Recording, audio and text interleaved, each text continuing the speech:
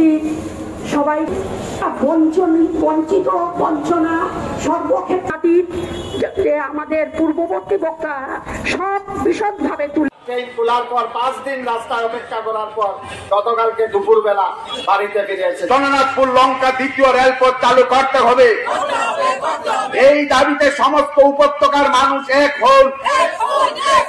চন্দ্রনাথপুর লঙ্কা দ্বিতীয় রেলপথ চালুর দাবিতে দিকে দিকে গণতান্ত্রিক আন্দোলন গড়ে তুলুন। শিলচর লামডিং বটগাছ রূপায়ণ সংগ্রাম কমিটি জিন্দাবাদ। যুদ্ধকালীন তৎপরতায় ছিল চন্দ্রনাথপুর লঙ্কা দ্বিতীয় রেলপথ চালু করতে হবে। তারপর আবার কেন জহিদের প্রয়োজন হলো? যদি নয়, এই লাইনের উপর নির্ভরশীল ত্রিপুরা, মিজোরাম, মণিপুর, এই লাইনের উপর নির্ভরশীল পণ্য যাতায়াত বাড়বে, ট্রেন সংখ্যাও বাড়বে। তাহলে কি আপনারা মনে করেন যেদিকে একটা দ্বিতীয় রেল, সেই মাটির চরিত্র হচ্ছে কথা প্রসঙ্গে জিএমকে প্রশ্ন, সেটা আমাদের সংস্থাগুলো, বিভিন্ন সামাজিক সংস্থাগুলো পূর্ববর্তী বক্তা যেমন অজয় রায় কিংবা বিস্তৃতভাবে তুলে ধরেছেন, তাই আর বিশদভাবে বলতে চাই না। বলাচ্ছে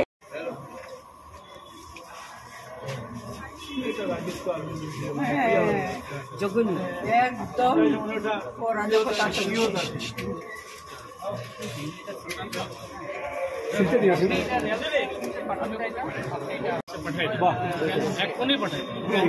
ঠিক আছে, ধন্যবাদ।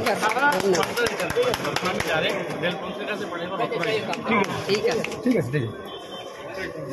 ঠিক আছে, ধন্যবাদ। লক্ষ্য করছি এই বর্ষাকালীন সময়ে আমরা বিচ্ছিন্ন হয়ে পড়ি। বর্তমান ওড়াই পাহাড় উপরে যে রেলপথটা রয়েছে তার দুরবস্থার জন্য প্রতিদিন নতুন রেল পরিষেবা বাড়ছে, যার জন্য চাপ সৃষ্টি হচ্ছে রেল ট্র্যাকের উপর। এবার এটা প্রায় নিশ্চিত হয়ে পড়েছে যে এই রেল ট্র্যাকের উপর থেকে লোড কমাতে হবে, অর্থাৎ নতুন ট্রেন সংযোজন বা যাই হোক না কেন, সেটাকে যদি এই ট্র্যাকের থেকে লোড কমানোর ব্যবস্থা করতে হয় তাহলে দ্বিতীয় রেলপথের বিকল্প আর নেই। আমরা এই রেল কর্তৃপক্ষ যে এই গুরুত্ব অনুভব করেছেন সেটা 2022 সালে তারা বলেছেন এবং সার্ভের জন্য নির্ধারিত অর্থ মঞ্জুর হয়েছে। কিন্তু লক্ষণীয় বিষয় হচ্ছে যে এই অঞ্চলে কোনো কাজ এমন ভাবে পড়ে থাকে, দীর্ঘায়িত হয় যে আজকে এত বিপর্যয়ের পরেও এই বছরের ফেব্রুয়ারিতে সার্ভে রিপোর্ট পাবলিশ করার কথা ছিল, সেটা হয় নাই। জুন মাসে কথা ছিল, হয় না। এখন জুলাই মাস চলে, অগাস্ট চলে আসছে।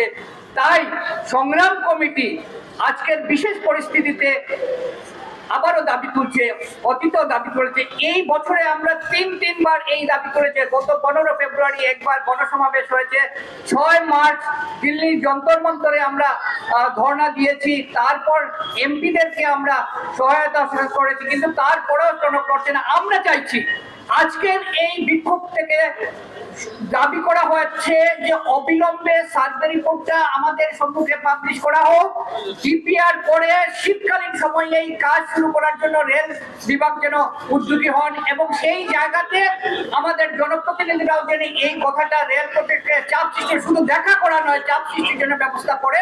আর জনগণকে আমাদের আবেদন, আমরা যে আন্দোলন আগামী দিনেও করে যাব, সেই আন্দোলনে আপনাদেরকে এগিয়ে আসতে হবে, কারণ আন্দোলন ছাড়া কোনো কিছুই পাওয়া সম্ভব নয়। মনে রাখবেন, এই উপত্যকা বৈষম্যের শিকার, এই উপত্যকা বিভেদের শিকার, এই উপত্যকা নেগলেক্টেড। সেই জায়গা থেকে আমাদের দাবি আদায়ের একমাত্র পথ হচ্ছে জোরদার গণ আন্দোলন, যা অতীতে ব্রডগেজ কমিটি করেছিল। এই বলে যারা এখানে উপস্থিত হয়েছেন সবাইকে আমি সংগ্রামী অভিনন্দন জানাচ্ছি।